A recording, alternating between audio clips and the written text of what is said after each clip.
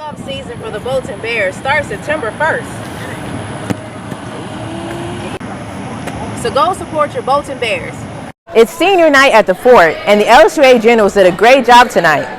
Seniors like Jordan Williams and Brandon Moss left it all on the court tonight. The Natchitoches Central Chiefs defeated the Captain Shreve Lady Gators 49-51 because they fell short on layups and free throws throughout the game. Even with the target on their back, the Madison Prep Lady Chargers kept their composure and played an aggressive defense to win the game 57-44 against the Lady K's from South Beauregard. The Lafayette Christian Knights defeated the Southern Lab Kittens 55-38 despite losing their star player, Megan Abrams, who hurt her ankle in the first quarter. The greatest strength of the Bolton Bears is their passion for the game and their high work ethic, which will ultimately prepare them for victory this season. The schedule is a little more favorable for us as far as, we're not loaded down with a bunch of 4 and 5A teams. We're playing teams that are mainly 3A level, which is the level we're on. Coming out of the summer, our guys work really, really hard to get a lot stronger. So our expectations are this year, they're high. We expect to be competing at least for a playoff spot for the first time in 16 years at Bolton High School. Coach Mark Teague helped the Bolton Bears get in shape mentally and physically for the upcoming season. He's especially proud of running back Ken Mollett because he's a fast player who can take it all the way to the end zone. I'm excited about the upcoming season because we got a lot of potential going into it, and we just been working. We've been working hard. Coach Teague and his players expect a successful season because they are going to play their hearts out to achieve that goal. You hear that sound? That's the sound of a piercing nozzle going through an aircraft to save lives. Today, people have become complacent with fire safety as things and buildings have become safer. They hear a fire alarm go off in public places and they almost ignore it. As a result, Chief Joe Hamner and his firefighters decided to invite the community to participate in fire safety demonstrations and educate everyone about fire prevention. Educate yourself, know what to do and what not to do, and know what to do if you do have a fire. Know when it's time to try to put it out by yourself, know when it's time to evacuate the building or the business and call 911 or pull the fire alarm. I'm at the England Air Park Fire and Rescue Department, where firefighters like Raymond Tyson are demonstrating their equipment they use to stop fires.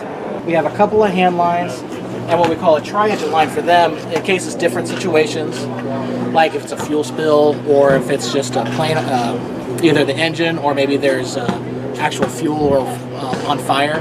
So you need different situations, and they can throw out different types of extinguishers, either plain water, water or foam, or something we call Purple K, which is a powder that is soluble, basically works best for things that are water reactive, like electronics or magnesium, something like reactive metals. So that's what we use that for. This is not your typical fire truck. It's called Striker 3000, a crash truck used to fight aircraft fires. It has 3,000 gallons of water, 600 gallons of foam, and 450 pounds of PKW, which is called the Purple K. Each button has a designated color: blue for water, yellow for foam, and purple for the Purple K. This truck has a lot of firefighting potential in it, and the reason why they don't have a lot of equipment on board is because one man drives and operates this entire vehicle. Firefighters have the tools and equipment to extinguish fires, but how can we prevent fires in our everyday lives? Here are 4 safety tips. Number 1, be aware of your surroundings. Know where your closest exit is and know where your second closest exit is. Number 2, have fire extinguishers and know how to use them. Number 3, check your smoke detectors often. Nowadays, they have smoke detectors with 10-year lithium batteries, so you don't have to worry about replacing them. Number 4, learn cooking safety at an early age and practice it. A firefighter's job is to save you from a fire, but it's also important to learn fire safety so you can save your life and the lives of your loved ones. The Veterans Affairs Hospital hosted a cook-off on Diversity Day on June 16, 2017. It ran between 11 a.m. to 1 p.m. Their turnout was phenomenal. VA employees came from all over to see the cultural informational booths and eat foods from all over the world. Judges were there to decide who had the best dish. Each one was judged on quality, taste, and presentation. dish because it's one of my all-time favorite Thai dishes. I happen to get into Thai cuisine from a significant other whose family's Thai, and I just love their food. Employees who tasted the dishes voted on who would win the cook-off. Before a VA employee could taste the various dishes, they had to stop at least 4 informational booths and have their passport stamped. The cultural booths emphasized these programs: African American, Hispanic, Asian American and Pacific Islander, LGBT, individuals with disabilities, federal women, and Cajun and Creole. Entertainment was provided by the Gina Takatau powwow dancers.